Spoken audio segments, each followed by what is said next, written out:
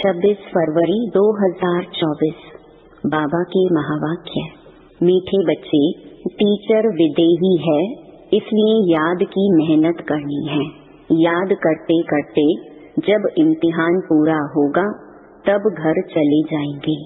प्रश्न: बच्चों को याद में रहने की मेहनत करनी है, किस धोखे में कभी भी नहीं आना है। उत्तर: आत्मा का साक्षात्कार हुआ, झिलमिल देखी, इससे कोई फायदा नहीं। ऐसे नहीं कि साक्षात्कार से या बाबा की दृष्टि पड़ने से कोई पाप कट जाएंगे या मुक्ति मिल जाएगी। नहीं, यह तो और ही धोखे में रह जाएंगे। याद की मेहनत करो, मेहनत से ही कर्मातीत अवस्था होगी। ऐसे नहीं बाबा दृष्टि देंगे तो तुम पावन बन जाएंगे। मेहनत करनी है। ओम शांति। रूहानी बाप बैठ रूहानी बच्चों को समझाते हैं, पढ़ाते हैं, योग सिखलाते हैं। योग कोई बड़ी बात नहीं है। जैसे बच्चे पढ़ते हैं तो योग जरूर टीचर से रहता है कि हमको फलाना टीचर पढ़ाते हैं। आप समान बनाने के लिए एम ऑब्जेक्ट तो रहती है। समझते हैं कि फलाना दर्जा पढ़ रहे हैं, उसमें टीचर को कहना नहीं है कि मेरे से योग लगाओ। ऑटोमेटिकली पढ़ाने वाले के साथ योग रहता है। सारा दिन तो नहीं पढ़ाते, वह जन्म जन्मांतर तो पढ़ते आए हैं, प्रैक्टिस हो जाती है। यहाँ तो तुम्हारी बिल्कुल नई प्रैक्टिस है। यह देहधारी टीचर नहीं है, यह है विदेही टीचर, जो हर 5000 वर्ष के बाद तुमको मिलता है। खुद कहते हैं, मैं तुम्हारा देहधारी टीचर नहीं हूँ, इसलिए ये याद ठहरती नहीं है। अपने को आत्मा समझना पड़े कि हमको परम पिता परमात्मा टीचर पढ़ा रहे हैं। टीचर को याद जरूर करना है जब तक इम्तिहान पास हो। याद करते करते इम्तिहान पास हो जाएगा, फिर चले जाएंगे घर। इम्तिहान पूरा होते ही ड्रामा फिनिश हो जाता है। फिर तुम बच्चों को मालूम है कि हमारी आत्मा में पार्ट भरा हुआ है 84 जन्मों का, जो हमको बजाना है। यह भी अभी मालूम है, पीछे वहाँ यह याद नहीं रहेगा। यहाँ तुमको सारी नॉलेज मिलती है। टीचर ही बैठ सारी नॉलेज बच्चों को समझाते हैं। जो समझते रहना है और याद में भी जरूर रहना है। घड़ी घड़ी बाप कहते हैं, मन मना भव। मन मना भव का अर्थ भी है। बच्चे समझते हैं अक्षर राइट है। बाप खुद कहते हैं, मुझे याद करो तो विकर्म विनाश होंगे। इसमें टाइम तो लगता है, अपनी जांच करनी है। जैसे पढ़ाई में और सब्जेक्ट होती हैं, हिस्ट्री, हिसाब किताब, साइंस आदि। स्टूडेंट समझते हैं हम कहाँ तक पास होंगे। तुम बच्चों की बुद्धि में है कि हम इतने इतने मार्क्स से पास होंगे। अपने को देखना चाहिए कि हम बाबा को भूल तो नहीं जाते हैं। बहुत लिखते हैं बाबा, माया घड़ी घड़ी भुला देती है। बहुत माया के तूफान आते हैं, विकल्प आते हैं। ना समझने के कारण लिखते हैं बाबा, इसमें पाप तो नहीं लगता। ऐसे ऐसे संकल्प विकल्प आते हैं। देखने से ख्याल आता है यह करें, इसमें पाप तो नहीं लगता। बाप कहते हैं, नहीं, पाप तब होगा जब कर्मेंद्रियों से विकर्म करेंगी। बाबा बार बार समझाते रहते हैं, बच्चों को ज्ञान तो है, यह भी जानते हैं कि विष्णु और श्री कृष्ण को स्वदर्शन चक्र क्यों दिखाया है। दिखाते हैं अकासुर बकासुर को मारा। अब मारने की तो बात ही नहीं, यह तो अपने पाप कटने की बात है। शिव बाबा को भी कहेंगे ना, स्वदर्शन चक्रधारी। उनको सारे चक्र का ज्ञान है।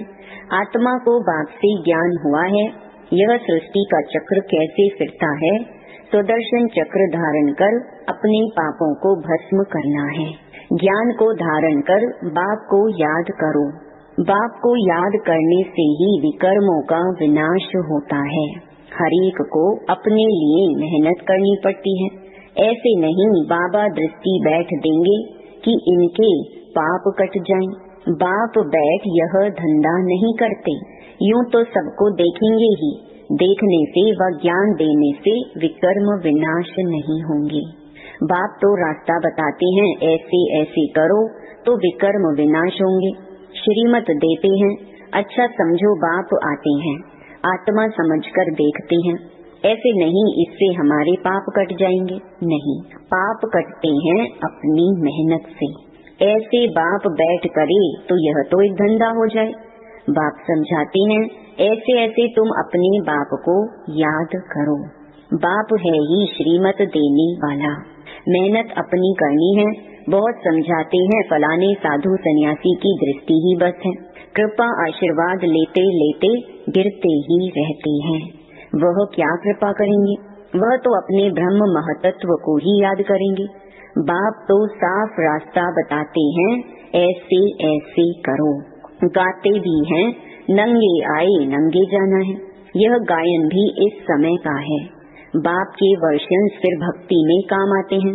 अब बाप कहते हैं, मुझे याद करो तो विकर्म विनाश होंगे।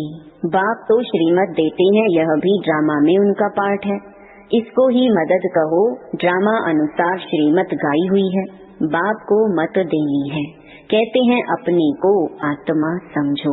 ऐसे नहीं मदद दे कर्मातीत अवस्था में ले जाएंगे, नहीं, टाइम लगता है, बहुत मेहनत करनी पड़ती है।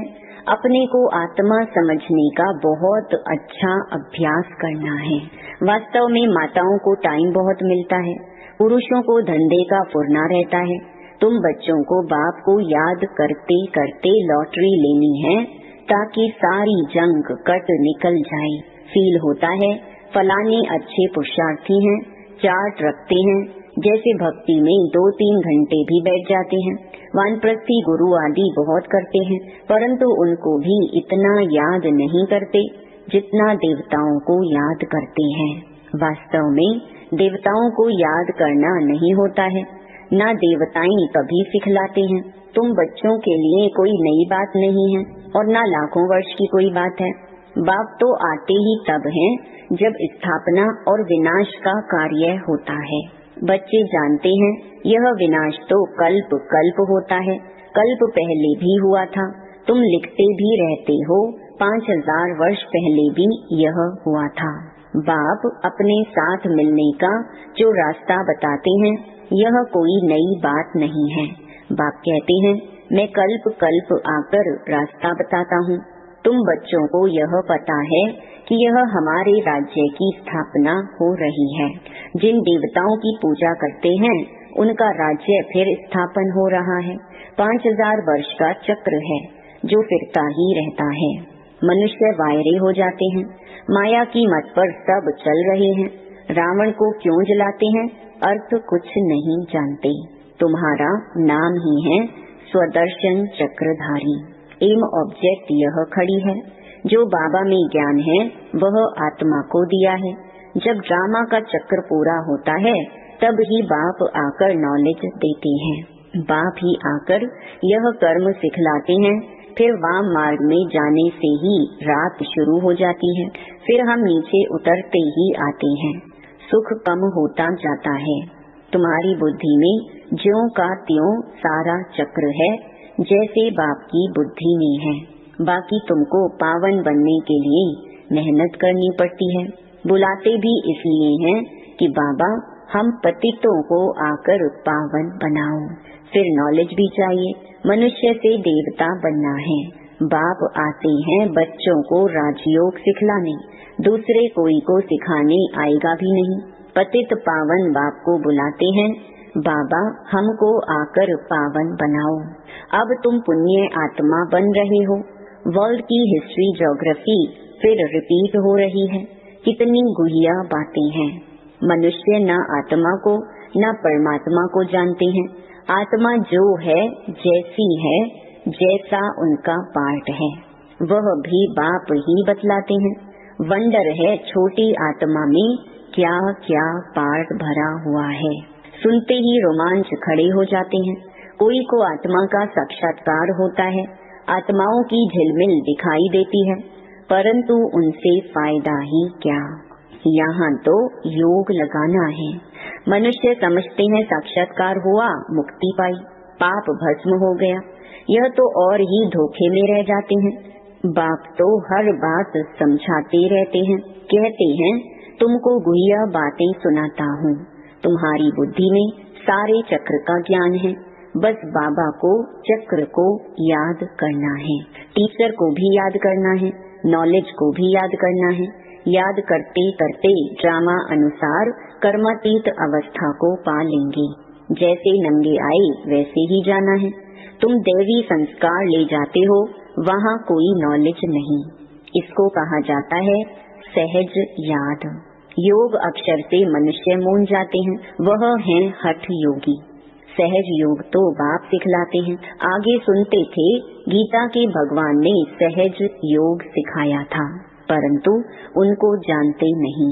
100% मिसअंडरस्टैंड कर दी, जिससे मनुष्य पतित बन पड़ी हैं।